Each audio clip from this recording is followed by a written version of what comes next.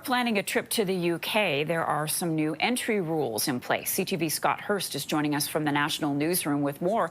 So, Scott, tell us about this. What are the rules and when do they kick in? Marcia, they kick in as of today. The United Kingdom is set to enforce the Electronic Travel Authorization, also known as an ETA. It is basically a digital permission document, and it's needed for visitors from 85 nationalities, including Canadians, which is why we're talking about it today.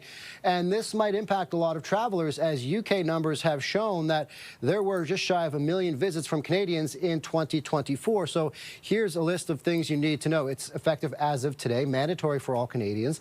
It costs about £16 or about $30 Canadian, and it's valid for about 2 years. The program actually launched in late 2023, but the UK government in November of last year announced it would begin widely enforcing the travel requirement in February, meaning no travel to the UK without advanced permission.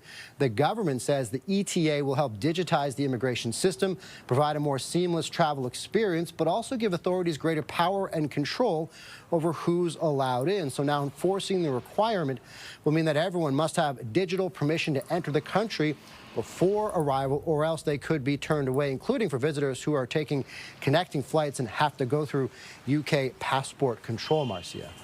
So, if you've already booked travel, then what? If you've already booked travel, you still have to have these documents in place. And there is a big question here for dual nationals, dual British and Irish nationals who are also Canadian citizens. They're exempt from needing this specific ETA document. But to enter the United Kingdom, dual citizens will need either their UK or Irish passports with them, or apply for a certificate of entitlement to go with their secondary passport, in this case Canadian. But that's not cheap. The certificate of entitlement costs about $1,000 Canadian. So ultimately, dual citizens risk being denied entry into the United Kingdom if they're only traveling with their Canadian passport. Here's more from a travel specialist our friends at CTV Your Morning spoke with earlier today.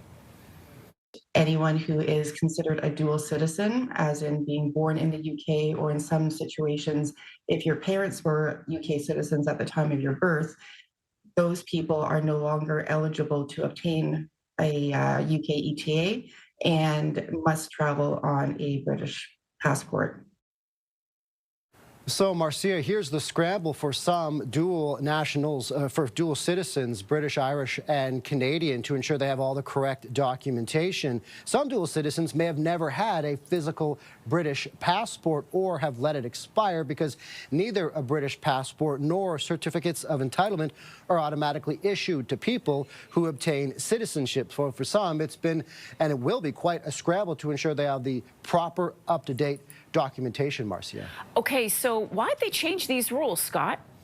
These changes are part of wider plans to really streamline the immigration process, is what we're hearing from the government. It helps pave the way, for, according to the UK government, for a more contactless UK border in the future, and really give authorities greater power and control over who's allowed in. And so ultimately it'll, they say, help improve the immigration system and digitize the immigration system. Okay. Scott Hurst for us. Scott, thank you so much. Thanks, Marcia.